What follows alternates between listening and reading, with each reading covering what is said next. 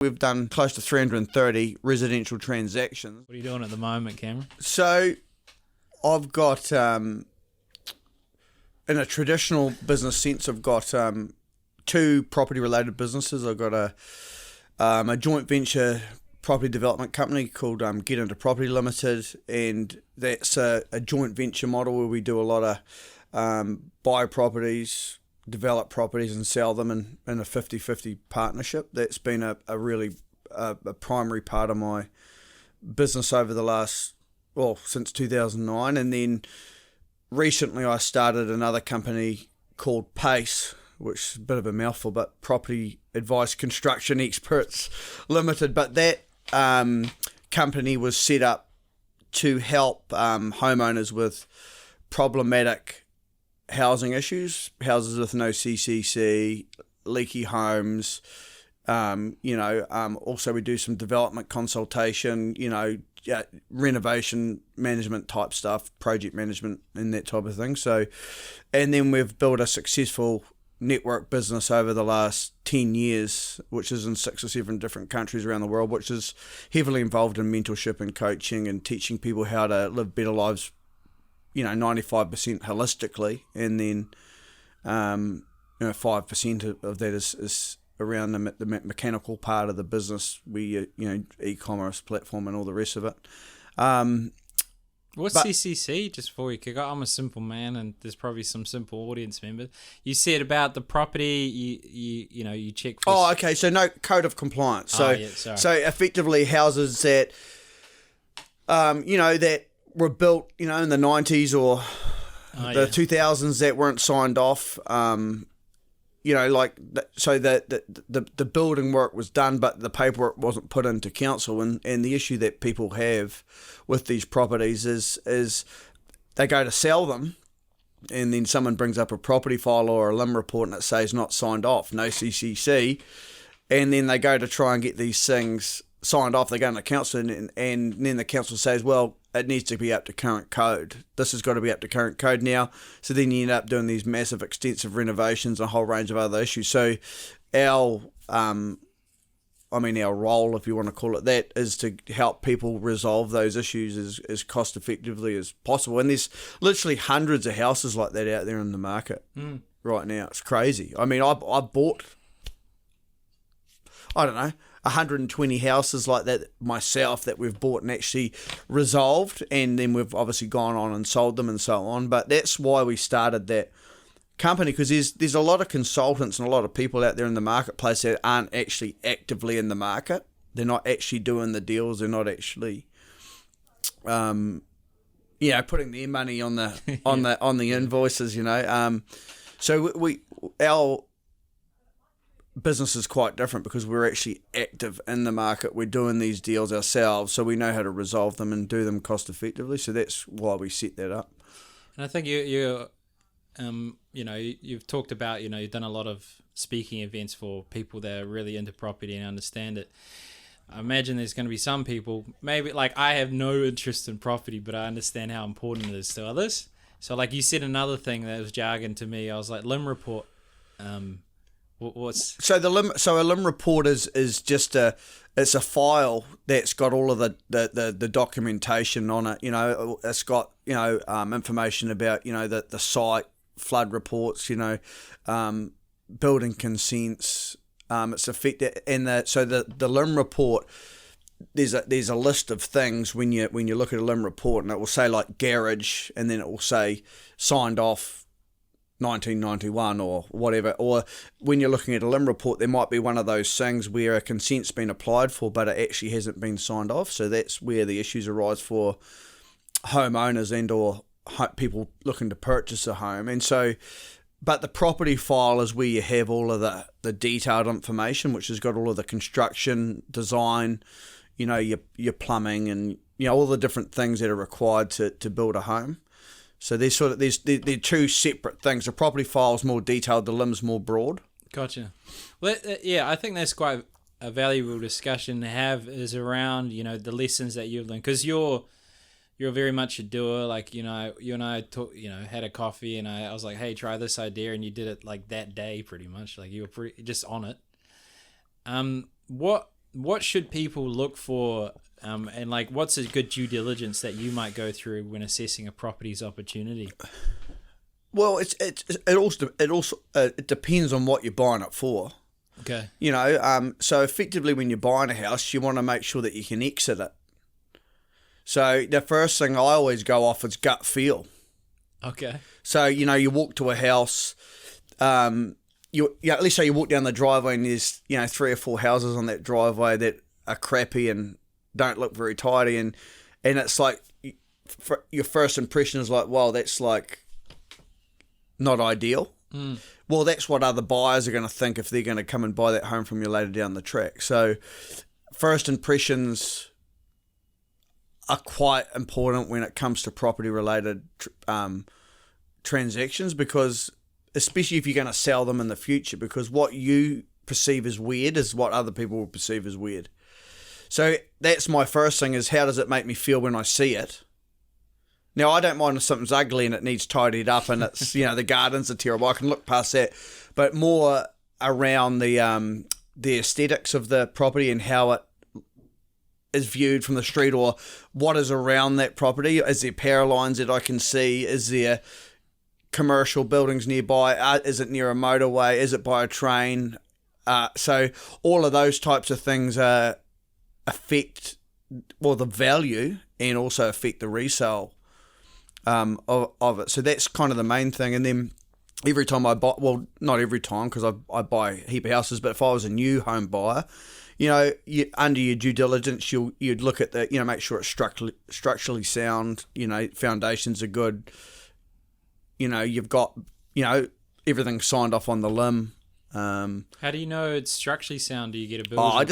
You get a builder or someone that, effectively I walk around the house and walk into a room, you feel it when you walk around the house. If the piles are out or whatever, you walk into a room at that on a bit of an angle, jump on the floor.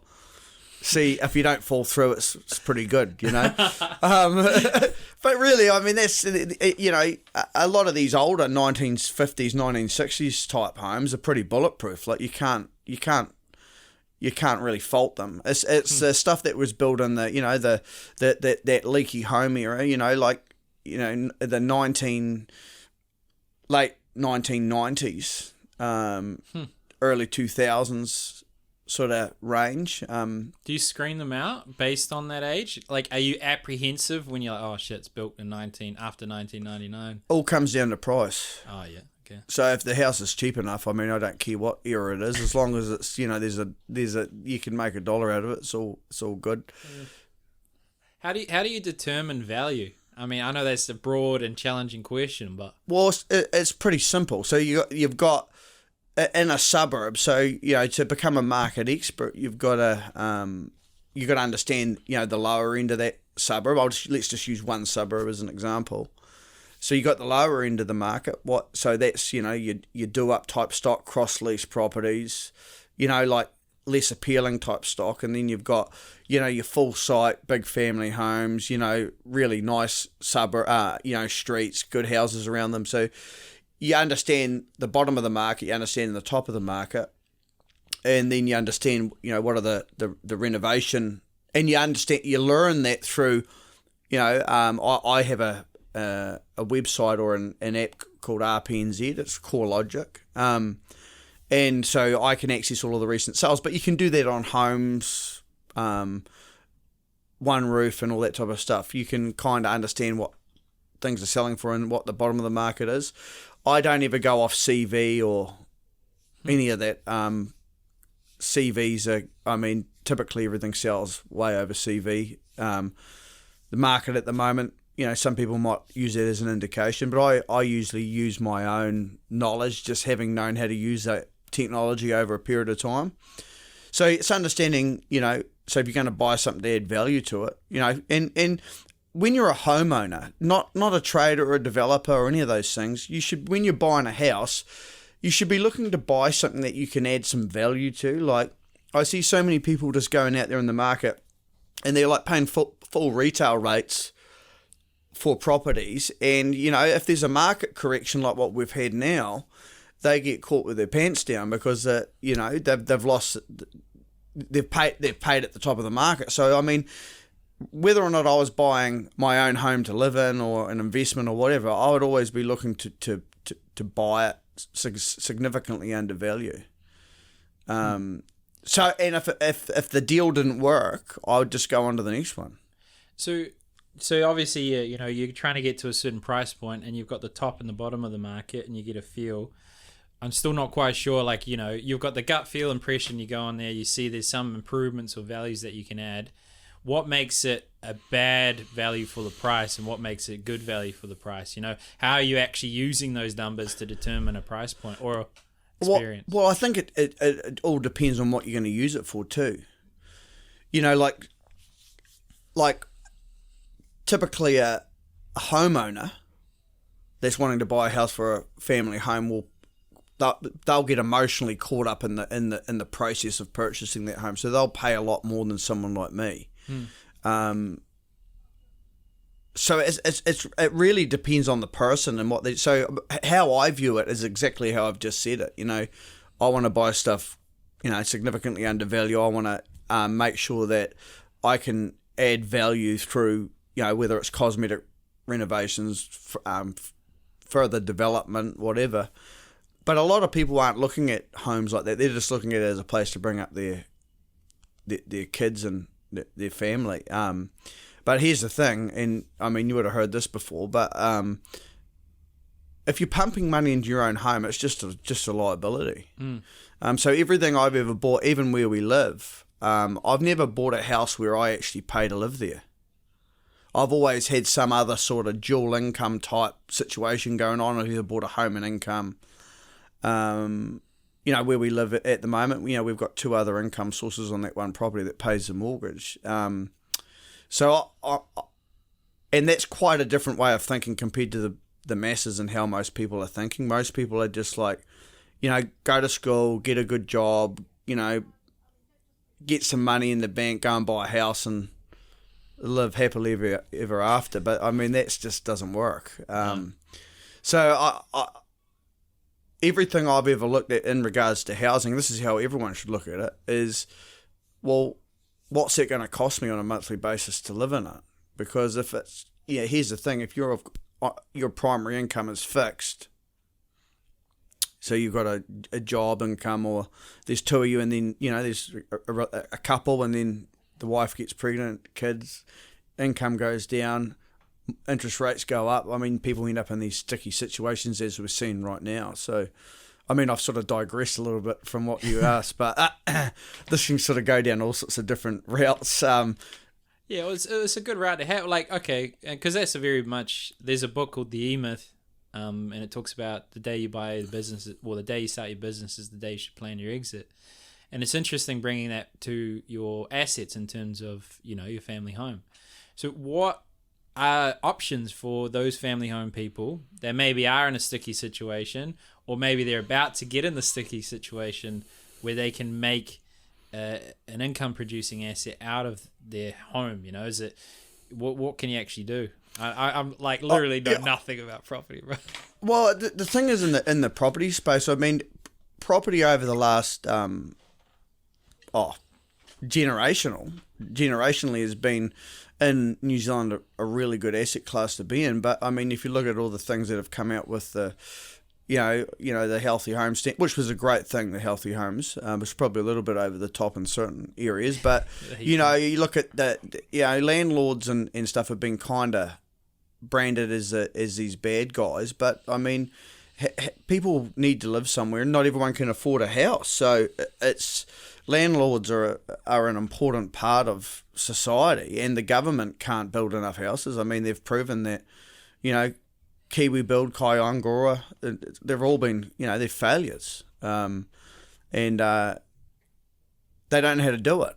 What would you, let's say you're Prime Minister and you had the ability to influence don't get me to start. No, we're not going political. But how would you fix the housing crisis if there is one?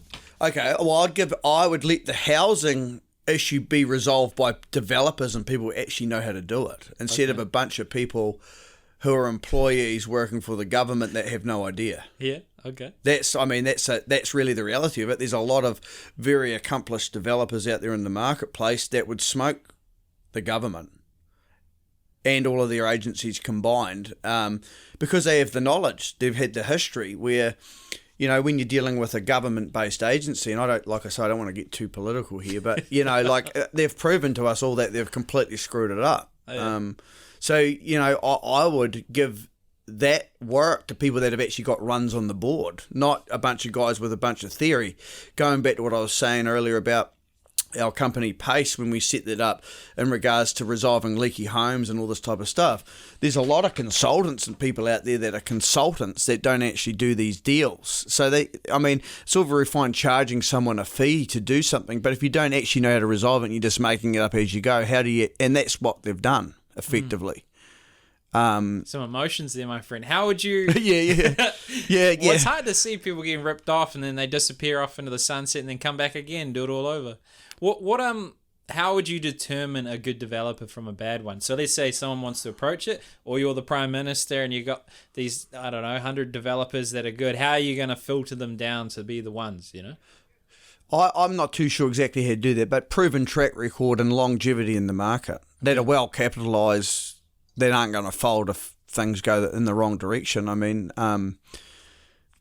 there's plenty of, really accomplished guys out there. There's some good young guys coming through that have proven, a good track record that can build homes fast and cost effectively. So there's so many great guys out there in that bigger property development space. I mean, I know a bunch of guys, and I've watched them rise up from the bottom and started from pretty much nothing, that have built, hugely successful businesses in that space. And so there's so many accomplished people in that arena. I don't think you would just have one particular company. You'd have a whole, you might have it as a location-based thing, people, one or two development companies or two or three development companies in Christchurch, two or three development companies in Auckland or whatever. I mean, that's just my opinion. I mean, and when you're in the industry, you see a lot of different things, so you see what's working and what doesn't. What's the worst things you've seen? Not naming any companies, but because I sense that you've either witnessed hardship as a result of poor property development advice, or you're cleaning up the mess, so to speak. What's some horror stories? Oh, I think and this is why property developers sort of get this bad name, and it's like everyone gets tainted with this brush that your property developer's all about money and this and that, but there's some really good operators out there that don't think like that. Obviously it's a business, so you want to make money from it, but I mean there was a lot of stuff been going on out there. People were selling stuff off the plans, and they hadn't even gone unconditional on the land yet, and a whole range of different stuff was going on. It was all just really untidy, and developers their funding hadn't been put in place properly, and they've had their funding lines pulled and their developments have fallen over, and another really bad trick a lot of these guys were doing is they're renegotiating under the sunset clause on these contracts, and getting the purchasers, pulling the contracts from the buyers because the market had grown 20 or 30%, whatever the figure was, through the time of the development, and they've engaged these sunset clauses on the thing, and sort of kicked the home buyers off out of these homes, and actually the houses have gone up $150,000-$200,000 a pop. So the developers have gone and kicked these guys off so they can pocket the margin. There's a whole bunch of stuff goes on. It's untidy. So the sunset clause, so I've heard that used before as a means, it's like an exit? It's a time frame that that they've got to complete the development or get it to a certain point, and then the buyer, it's set up for the purchaser, and also for the developer, they can exit. But a lot of these guys were using it as a way to so they'd take the deposits from these guys at the front end, and then get their pre-sales through for the lending, and then when the because the market grew so much, the developers were sort of kicking these purchasers out and saying, well, the timing's gone over and blah blah blah, and they're taking the equity gain. So that was going on. I mean, it's going in the other direction now, though, to be fair. A lot of these developers and stuff, we've had, 10 or 15% decrease in values. We've had, a 30% increase in material costs, and, a significant increase in finance costs because of interest rate rises and all the rest of it. So what goes around comes around. What justification do you need to give to exit a sunset clause, and do they keep the deposit or do they have to give it back? Oh, they'll have to give it back, the deposit back. But I mean, if the person's put in 25,000 or 40,000, whatever the number is, and then effectively that house has gone up, I don't know, 20% or since they've actually bought it off the plan, it's that the purchaser's losing out because they're effectively doubling their money or doubling their deposit through the growth in the property, and so that's a pretty complicated sort of thing because there's so many different things that can happen that engage those things. All right, we'll go a different route, but you talked about some young guys that you've seen that have come from, nothing and built themselves from something. And I think you have a similar story. So what was life like for you way back when, were you in a rich family? Were you in a family that was struggling, or what was your situation? So I grew up in Invercargill, and my dad was a freezing worker. So he was, the foreman of the Alliance freezing company down there. So he was just worked a job, was a hard-working man, and mum was a stay-at-home mum. And so we grew up like just a normal average Kiwi family. I'd never really been above Christchurch until I was 18 years of age. I went on one or two sort of shorter family holidays, camping or whatever, and that was about my only experience in life back then. And so I came from a hard-working family, that dad worked his backside off. Did you see him much? Was he working crazy hours? No, just crazy hours and work 80, 100 hours? Oh, I have no idea, to be honest. I didn't have a really strong relationship with Dad, just due to the fact I left home when I was 16 or 17 years of age. So disagreement, or you weren't doing it good at school and they said you got to do I something? left school and effectively just went out, started working on farms and stuff when I left school, and that was the end of that milking era. Or crutching or I was dagging lambs and shearing and shepherding. I worked at a big station called Mount Linton Station and worked on just worked on farms as a shepherd, had a bunch of dogs and stuff like that, and I did that until I was about 18. And then I went to Australia after that, and I spent 5.5 years in the mining industry until 2006, where I had a major spinal injury, crushed my L5 S1 vertebrae, and ended up really, really sick. What happened? How did you... I got a splitter off a drill rig. I just sort of fell down and crushed my spine, and so that was a pretty life-changing sort of experience. I was in and out of hospital for around 12 months. Could you not walk for a period, or you just really in pain? Or I could walk, but in agony. Oh, yeah. Yeah, but I had multiple operations. I had some operations go through the back of my spine. Then I had ended up getting my spine fused, and I actually got a disease which was really unusual. Not many people get it. It's called discitis, and I got really, really sick, and just about killed me. Discitis. Okay. Yeah, so it's really, I've only ever heard of one other guy in New Zealand that's had it, and that was Adam Thompson, the All Black. He got it, and actually he got real sick too. It's really quite an unusual disease, but it's effectively a blood infection, and it goes through your nervous system. Oh, yeah. So it can kill you. Yeah.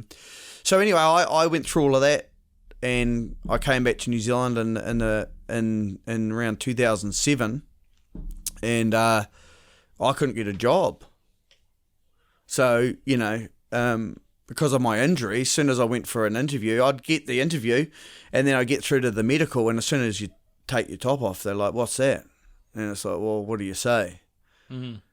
It's All Blacks. And then so I just kept on failing medicals. Yeah. So I couldn't get a job. So, I mean, I was real depressed, down and out, man, miserable. Did you run out of money? Did you get on the dole? Or what No, I've never done that. I actually was, this is going to crack you up, but I was actually working on the biggest sheep milking farm in the Southern Hemisphere. Sheep milking? It was a company called Blue River Dairies. They make sheep ice cream and sheep's milk ice cream and all this.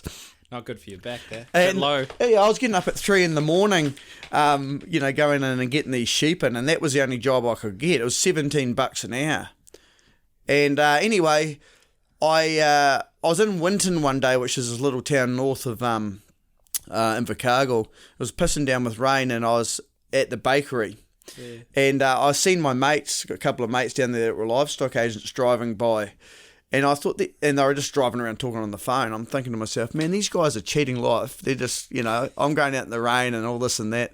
These guys are just talking on the phone. I could do that. So I decided I was going to become a livestock agent. So I emailed all the livestock companies in New Zealand, and I got offered 2 positions. One was with Wrightsons in South Otago on a salaried position, and then the second one was a straight commission with Elders Livestock and Pew in the King Country.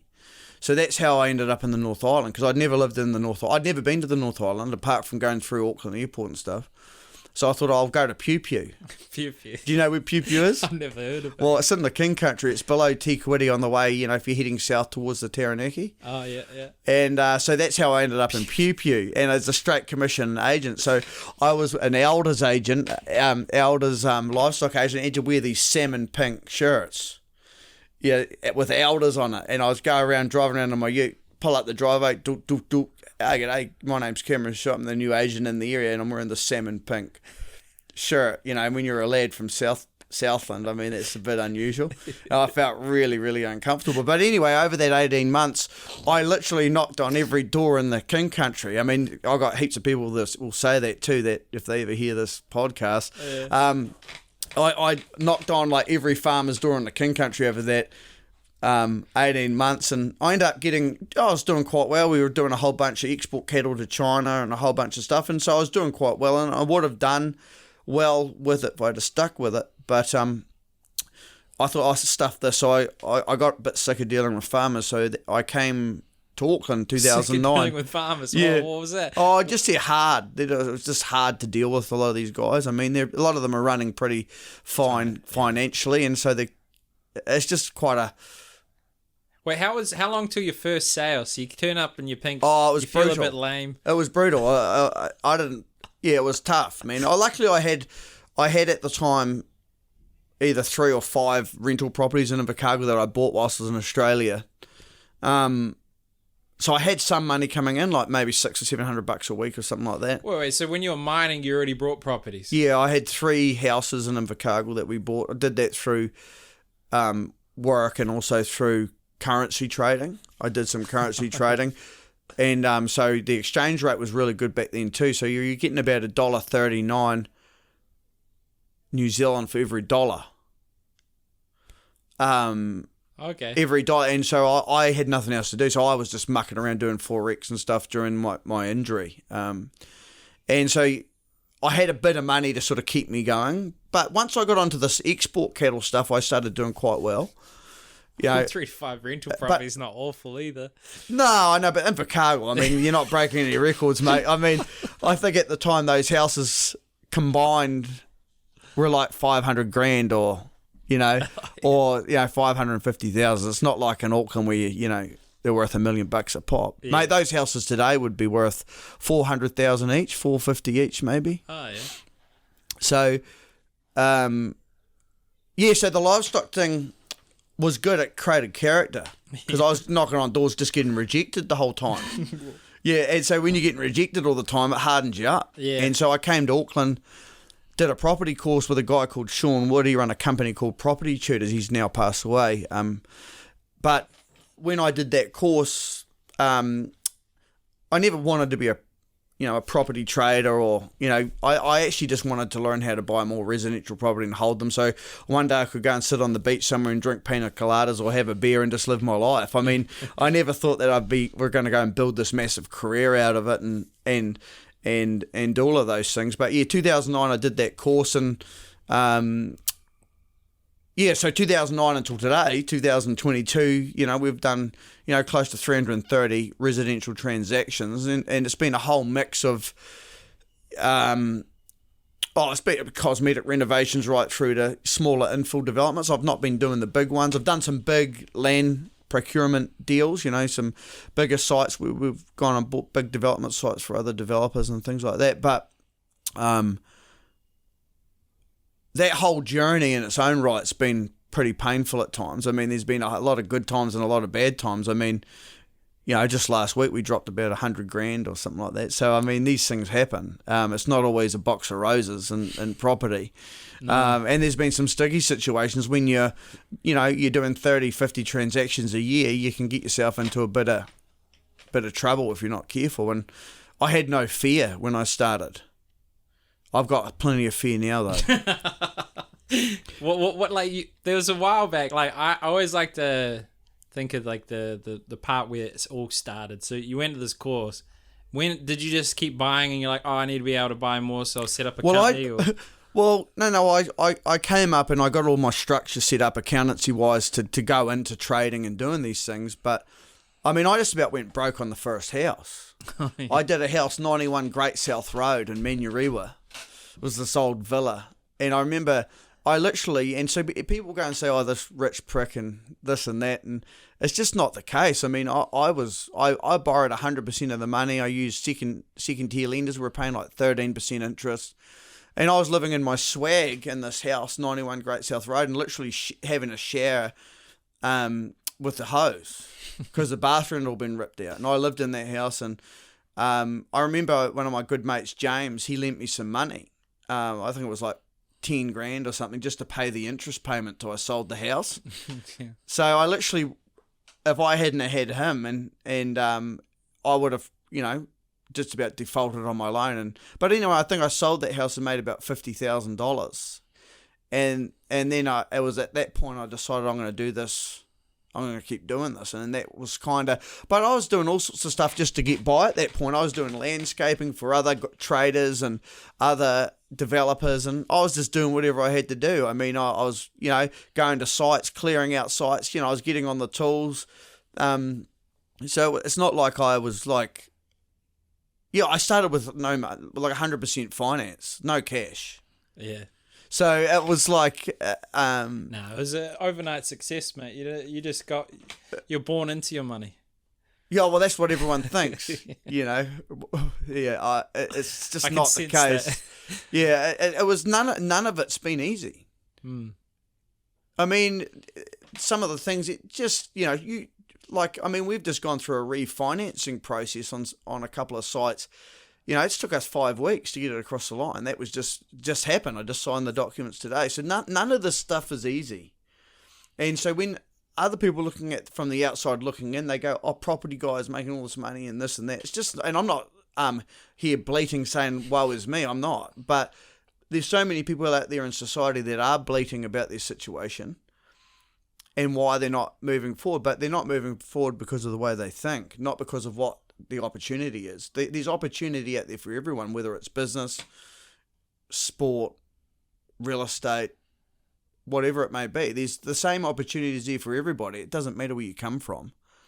So what would be your advice? Let's say someone doesn't have envy to your situation but wants to achieve some level of success. What would your advice be to them? So they've got their father that they're barely seeing because he's hustling so much, and they feel like they're failing at school, and they're kind of lost and don't have purpose and don't think they can achieve what they want in life. What would your advice be to that young version of you at 16?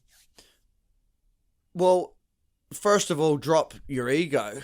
I mean, for so many years of my life, I was just this egotistical. I was a young guy, and all the people that met me when I first came to Auckland, I was full on. I'm full on now after 2 coffees.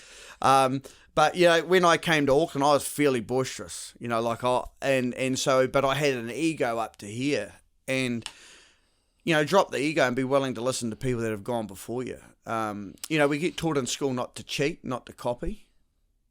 But actually, effectively, that's all I've ever done. I've just copied what other people who are successful have done. I've just copied what they've done. And that's how I've created success in my life, through copying others. So my thing to young people is, read books of people who have been there and done it. Get around people who are progressive in their thinking. Listen to podcasts, YouTube. Half this crap they teach in school is not even relevant. I mean, I don't know if I should have said that, but I did. Yeah. But it's true. I mean, I was probably borderline ADHD, probably, hypo, couldn't sit still. And so the school system for me was no good for me. It actually failed me in a lot of ways, and it branded me with and it put a whole bunch of negative thoughts in my mind, because it made me feel like I wasn't worth it, because I couldn't sit still and I couldn't read a book and then repeat it to someone else. I'm a practical learner, so I see something and then I go and do it, and that's how I learn.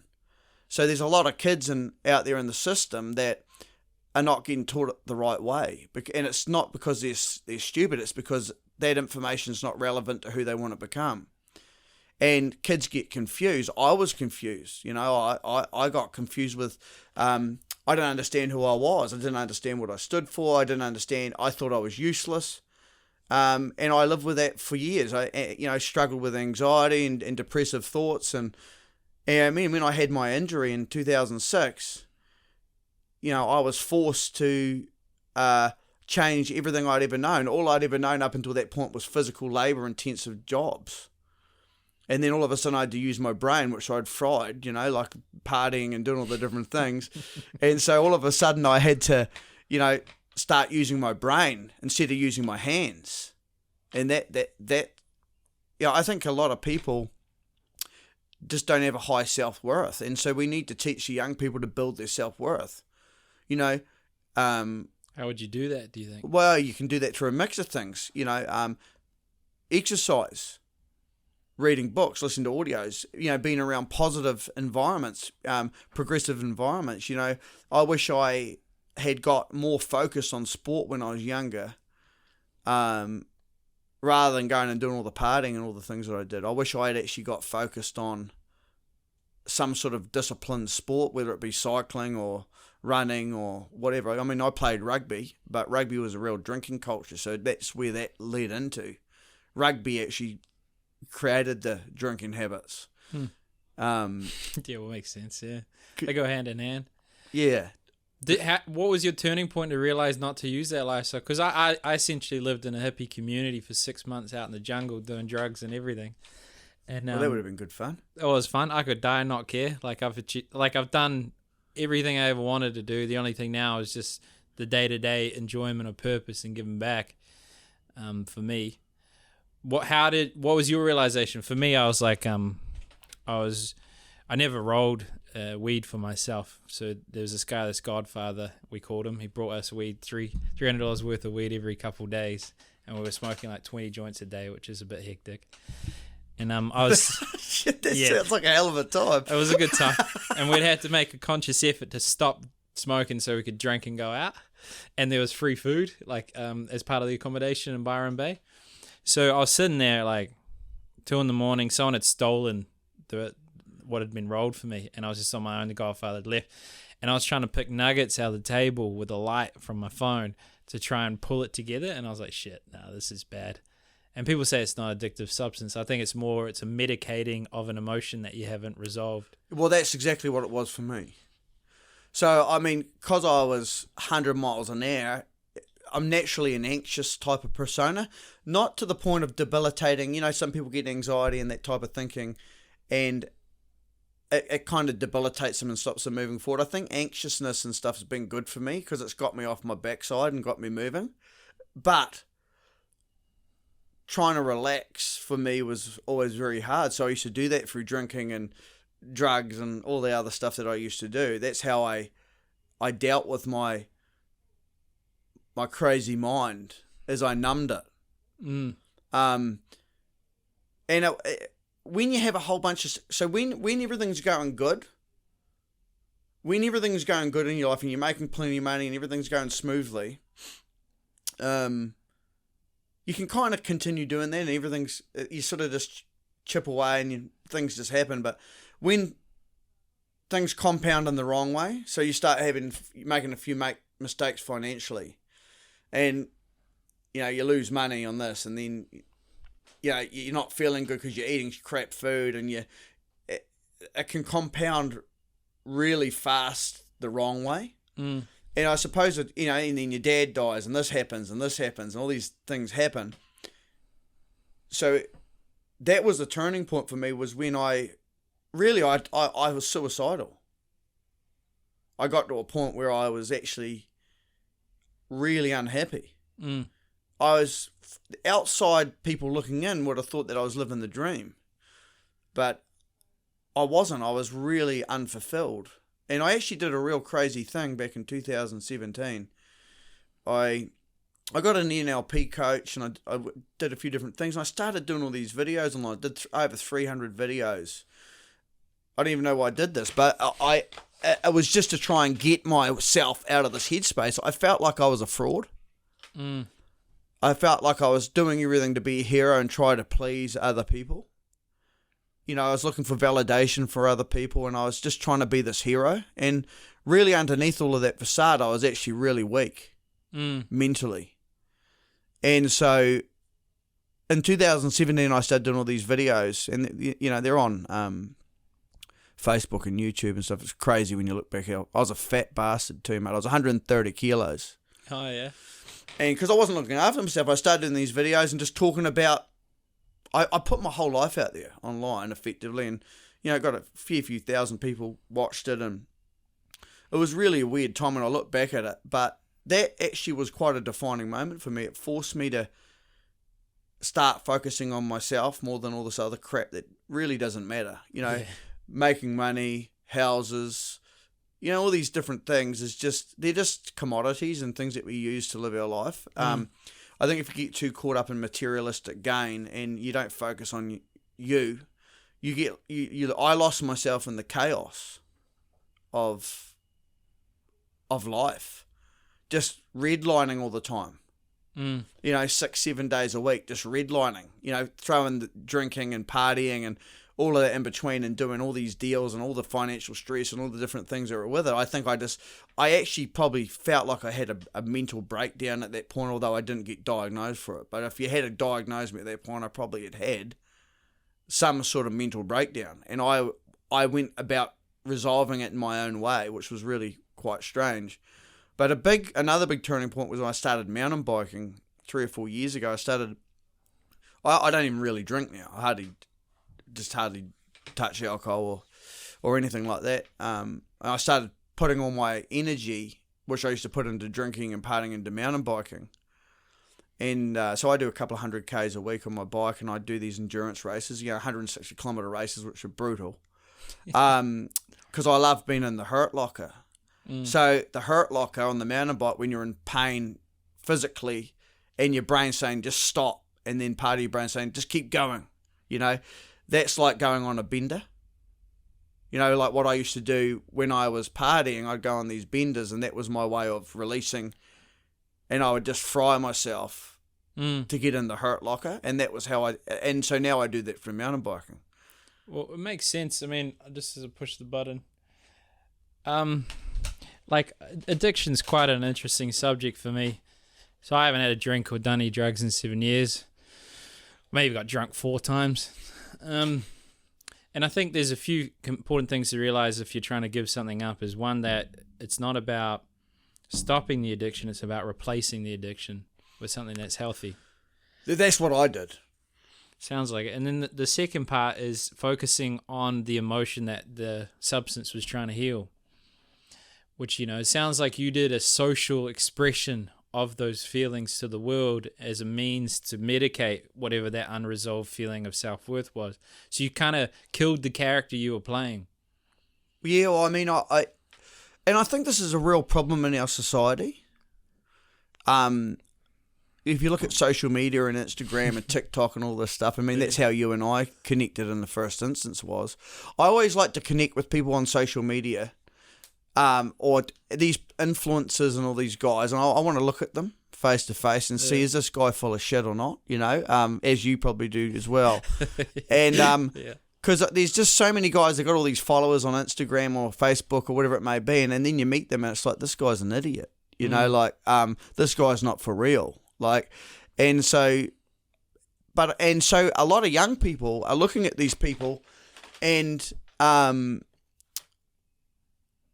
like they're some sort of hero.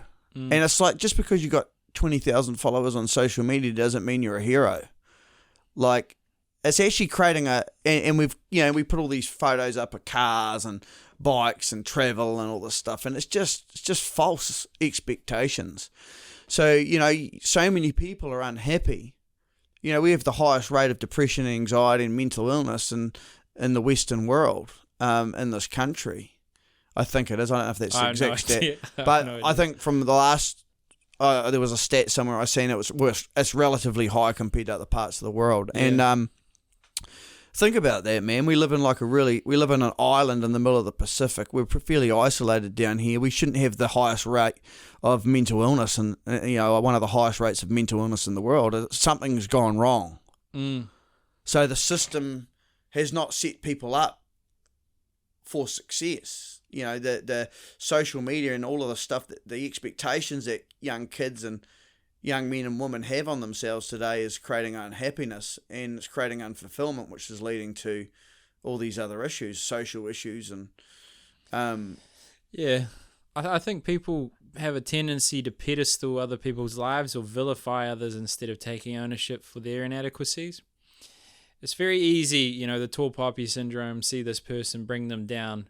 And I tend to find the times where I feel a strong emotional feeling towards someone, it's often a mirror to me.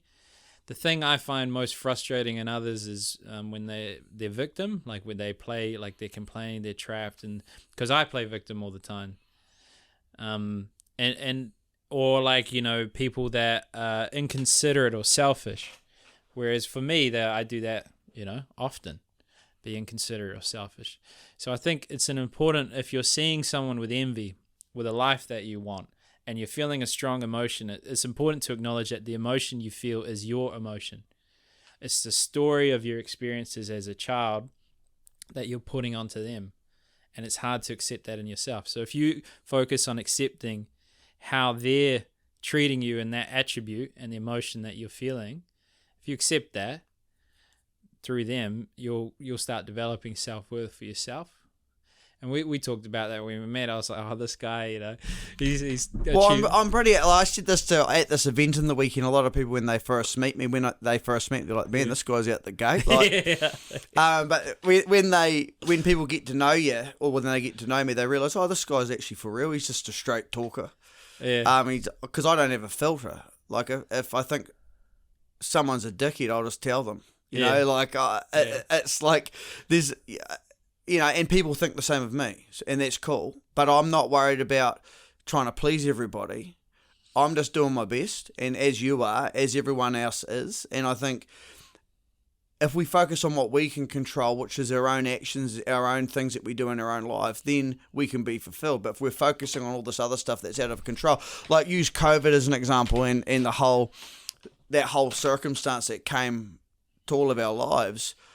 I mean, I found myself at one point going down this rabbit hole, getting caught up in the media crap and all the stuff that was going on, and I started going down the negative pathway, as a lot of other people did. And then I realised, well, actually, I can't control any of this crap. I'm just going to turn that stuff off and not look at it, and focus on what I can control.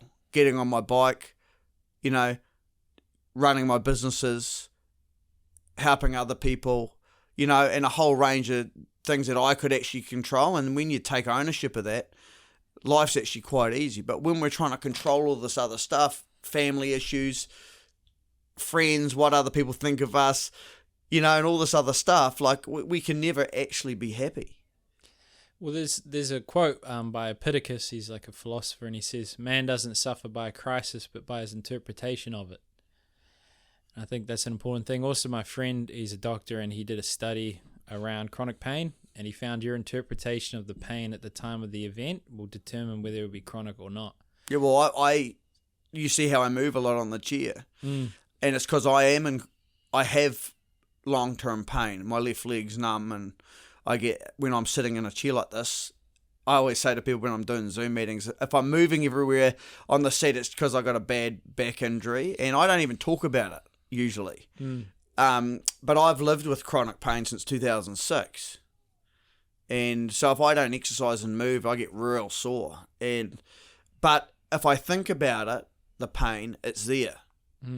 But I can mentally block a lot of that out. It's always there. Yeah. Like there's times where it gets aggravated and things like that. But at the time of my injury, when it first happened, I didn't emotionally know how to deal with it. Yeah. It was so overwhelming being in pain all the time that I couldn't deal with it, and I was fiending on like pain medication, and I literally became addicted to pain medication, Tramadol, OxyContin, morphine, Valium, you name it, man. I was dropping it big time through that time, and my body became so addicted to that medication. I don't take any pain medication now, unless I got a screaming headache from something. I might take a Panadol occasionally, but I don't ever take pain medication. I had surgery on my hand, didn't take pain medication. I just, because of what it did to me, created a whole bunch of addictions within my body, not my mind, but within my the drugs and all those things that we took. And so people are always looking for the easy fix. It's like they're looking for that, take that magic pill to take away the pain or this or that. But you can control a lot of those things through, like in the weekend, doing the cold water therapy, Wim Hof breathing techniques, exercising, putting good information in your mind, reading podcasts, whatever. It's really important. I think your environment, like, so in essence, like the environment you had as a kid is the environment you have in your head, but that you can reparent yourself. A lot of just what counseling is a means of reparenting the emotion that wasn't parented correctly. So it's not blaming mum or dad. It could be teachers, could be friends, but that internal world is the environment that you had, a poor environment when you were younger. And now, as an adult, if you're replicating that environment, you tend to seek out to reconfirm the environment you have. So, maybe it's attachment styles. So let's say you're an avoidant sort of person. So when people try to come to you, you've learned to self-soothe. So when you're struggling, you remove yourself from the situation because your parents weren't there to support you. So you're self-soothing, you're avoidant. And then you gravitate towards people that reinforce your relationship with your parents in a sense. So if you had a bad relationship where they treated you poorly, you seek to find that, even though logically it's wrong, emotionally it's sort of humming with the internal environment that you've created. I don't know why I went down that route, but that's so true, man. I mean, I can tell you from the earlier years of my life, because the relationship with my dad was a little bit fractured, and we argued, and we were both pig-headed and all the rest of it, and it created issues. For so many years of my life, it was like I went out to prove something to my dad. Yeah. And it was like I had to prove to him that I was a man. And it was just crazy, man, and it was the wrong motivator. So you see it out there in social media, you see it out in the world today, so many people are out there trying to prove something. It's like, why do you need to put photos of your Bentley on social media? Why do you need to put photos of your Maserati? Who gives a crap about that stuff, man? That actually is making a lot of people feel bad. I mean, I get it. I understand. I respect people that are doing well, but what are you trying to prove? Like, what's the point of that? Like, what is the point of that? Showing, if you've got a nice car and a jet or this and that, hey, cool, man. Like, I'm all for that, man. But why do you need to go and post that to show everyone? Well, that's because you're trying to prove something to somebody because you don't even know who you are. I understand this. Like, I know. I've been this guy. That's why I know. That's why you're reactive to it. Back to my other point. Yeah. You know what I mean? So that's the part of yourself that you've moved on from or moving from. That was hard, man. That's hard to move away from that, man, because society expects you to be something. That everyone expects you to be this certain type of person, and you're in the public eye, you're doing this or whatever, and it's like you're perceived to be this type of person, and it's just, I don't know, man. There's no fulfillment. I mean, if you're going to be a successful business guy, or do this or do that, just go and do the job. Yeah. Yeah, well, it's a good point. I mean, like, I think humans make the mistake of, and I do it, is we're speculating on what others are thinking. And we have some level of evidence or experiences. But essentially, we're thinking we're trying to guess what they're thinking and adjusting our behavior based on that guess. You know what I mean? So in essence, you're saying, there's this expectation, you got to be this and be that. And some people might say that they care about you and they're like, hey, financially you need to do better, hey, you should have gone to university. But there's real stuff, but most of the time people don't give a fuck in my experience. it's true. Well, everyone's worried about themselves. 100%. You like you hear people say, oh, I want to help people. It's like, well, what's in it for them? Yeah. And it's kind of like, I mean, using myself as an example, I do a lot of stuff to help other people that no one would even know about it, and you don't need to tell everyone about what you're doing all the time. It's like It's just crazy that we feel like we're doing something good, and like I see these guys on social media, and it's like they go and give money to a homeless guy and they have to film it and put it on social media.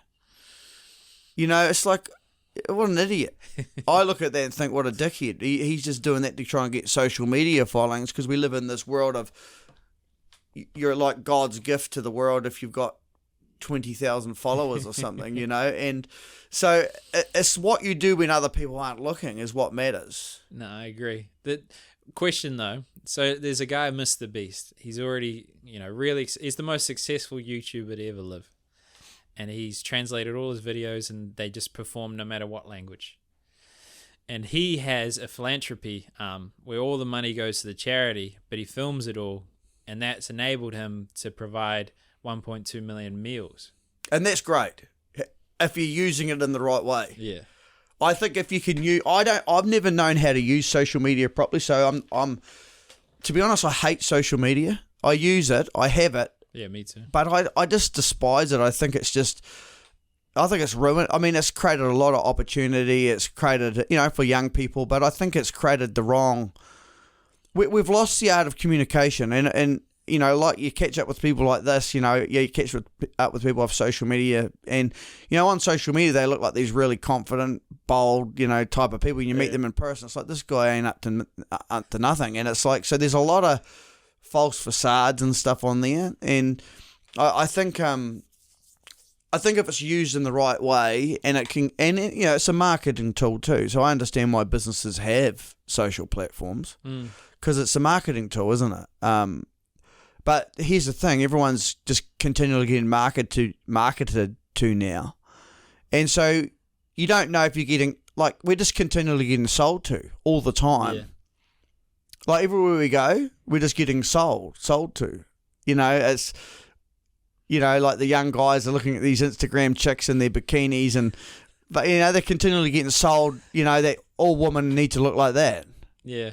And all this crap that really means nothing. Well, I think people don't put enough weight on how little their identity they have themselves and how much of it is influence.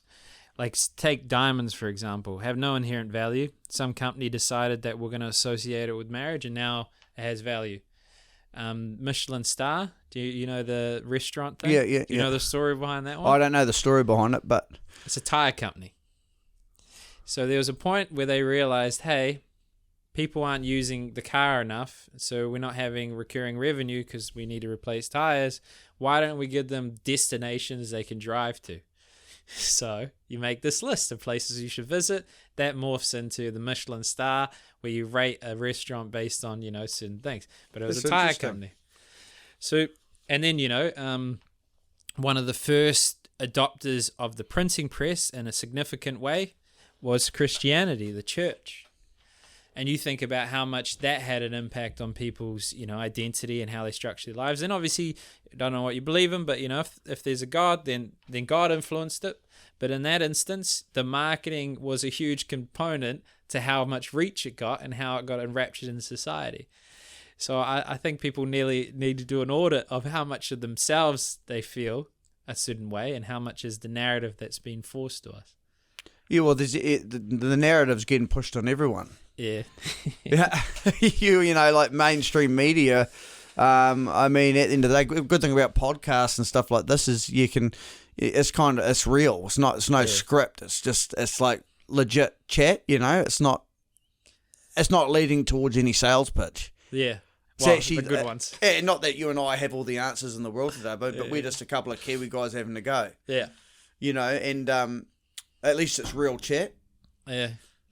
I agree. And another thing about social media, and I think it's important to acknowledge that any new innovation has been spoken about in the same way that social media has been spoken about now. So when the newspaper came out, they're like, oh no, that's awful. People aren't talking on trains. It's disconnection of connection. Oh, TV comes out. They're just sitting there getting square eyes.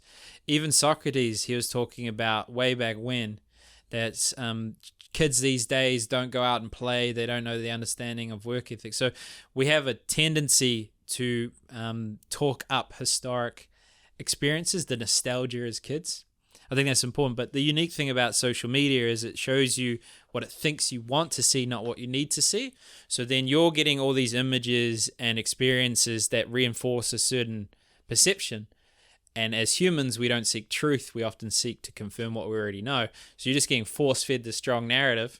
And I thought feminists were out to get me for a period there. I was watching this and there was all these 1%ers of feminist women that were after men, basically misandry, men hating, as opposed to equality. But then you go out in life and they're completely reasonable. And they're like, yeah, I just want to be treated equally. But I thought, fuck, it's the death of masculinity because I just kept getting forced this narrative.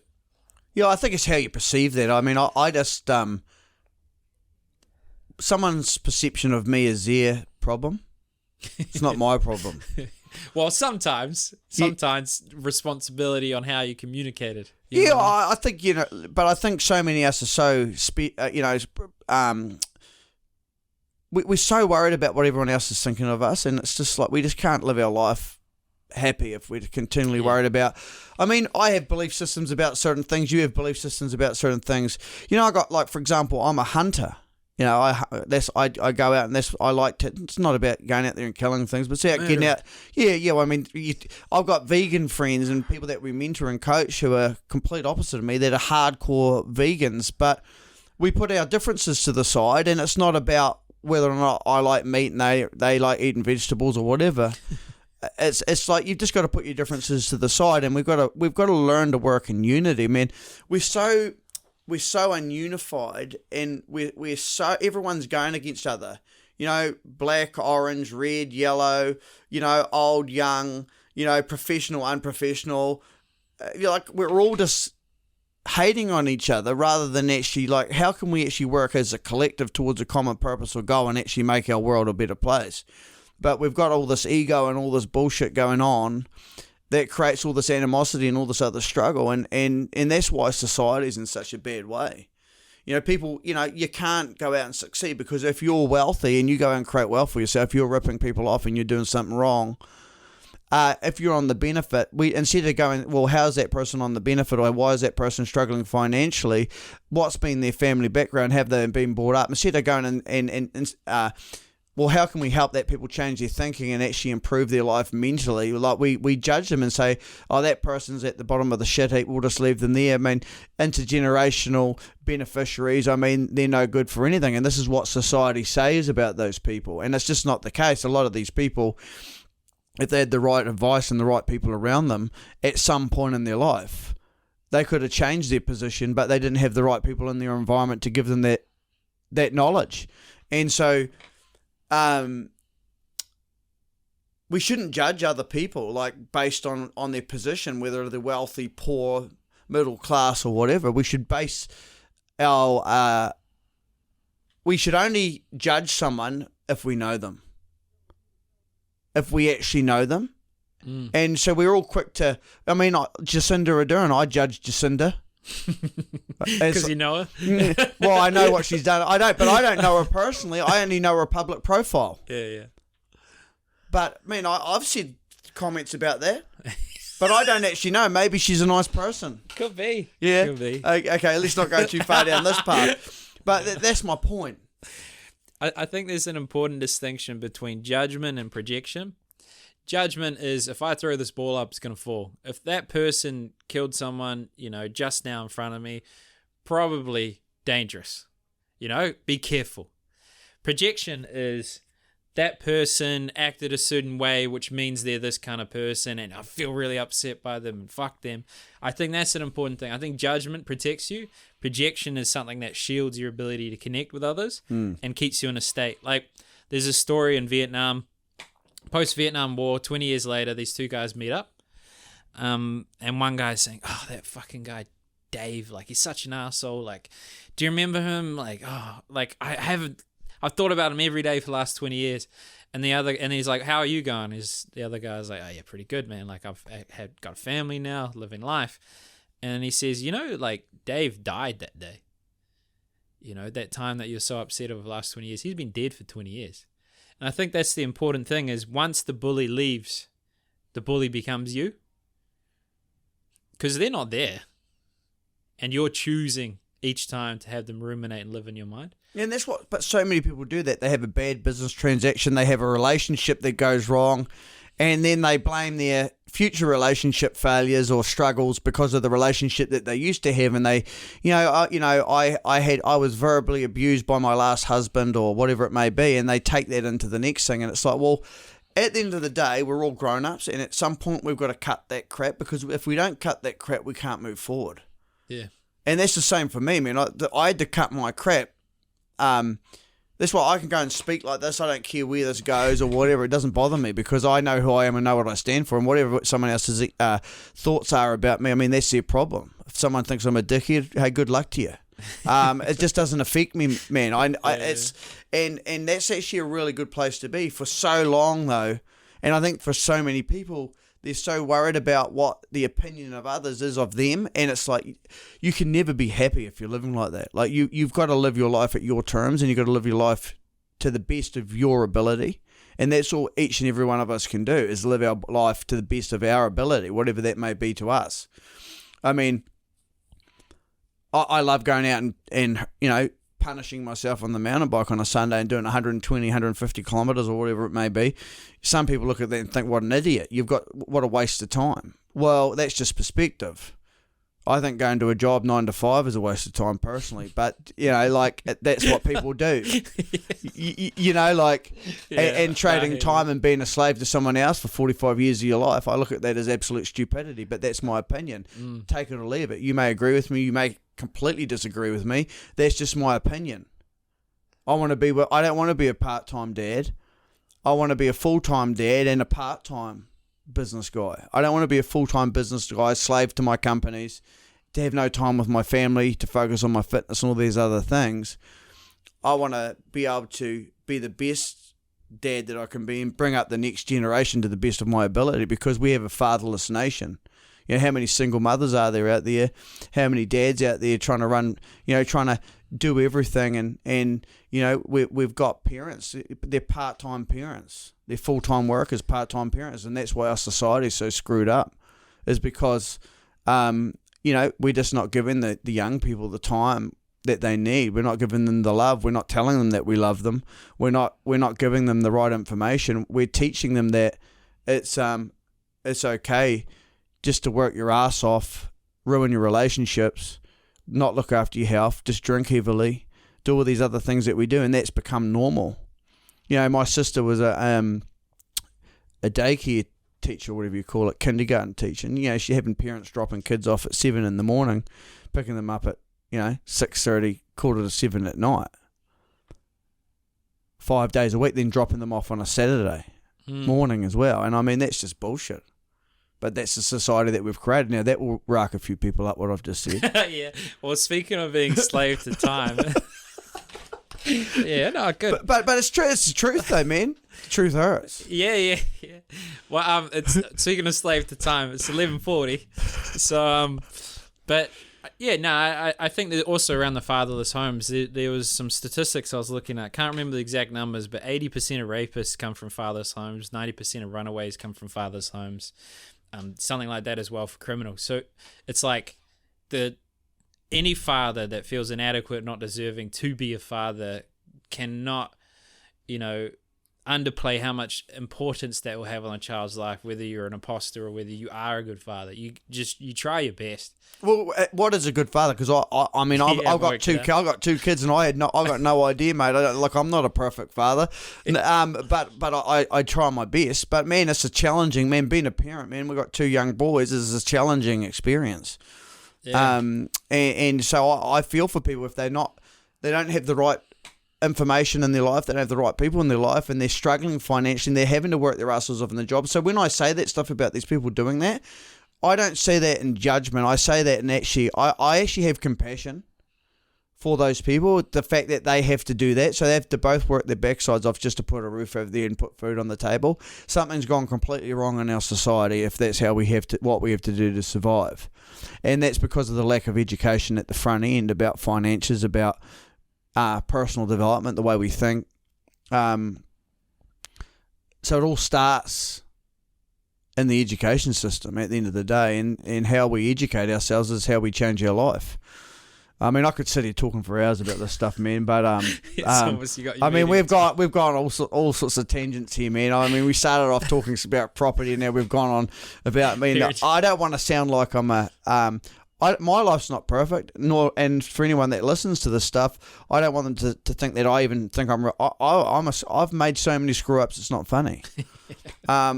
Actually, I've probably made more screw ups than most people, and I still do that stuff today. But at least I'm honest about myself, and I actually say I've stuffed up here. I've done this. I've done that. Yeah. Well, closing remarks then. So, I mean, anyone listening to this, you got to ask yourself, what are you living for? That's right. What is your purpose? Like, what is actually that gets you out of bed in the morning to go and do the things that you do? And courageously fail as fast as possible. Well, it's the only way you can succeed is through failure. I mean, when your little kid's learning to walk, they start crawling, and then they stand up, they fall over and smack their head on the side of the fireplace, and then they hit their head on the bench, and then they do this, and they graze their leg. And I mean, the only way that you can get good at anything is by falling over and banging yourself up a little bit. That's just how life is. So don't be afraid to fail. So that's actually, I say that all the time when someone says, oh, I've never done that before. And I was like, yeah, well, you couldn't walk either. It's interesting that you say it. But anyways, closing remarks, mate. What would you want to be a leaving remark for the people listening? They're in their slave 9-to-5 job. They're feeling trapped, or they just don't think they can pursue what they want in life. I think for everyone listening, there's choices out there for everyone. There is options out there for everyone. There's investments, there's businesses, there's a whole range of things you can do. It just really comes down to the desire, the outcome that you're looking to achieve, Not some airy-fairy dream, I want to own a Maserati and a mansion one day. That's not what I'm talking about. It's about having some clarity around how you want to live your life, because guess what? You're going to die. And when you understand that you're going to die and you've only got a limited amount of time on this earth, why are you not living your life to your full potential? Because at the end of the day, life is here to be lived. Because one day it runs out. So do your best. Actually get excited and get enthusiastic about your life, because you've got air in your lungs. If you're not enthusiastic, go along to the hospice and go and talk to some of those guys that are on their last legs. And then you'll realise actually how important your life is. Stop judging other people. Just judge yourself. Cool. On that note, thanks for coming, brother. No worries.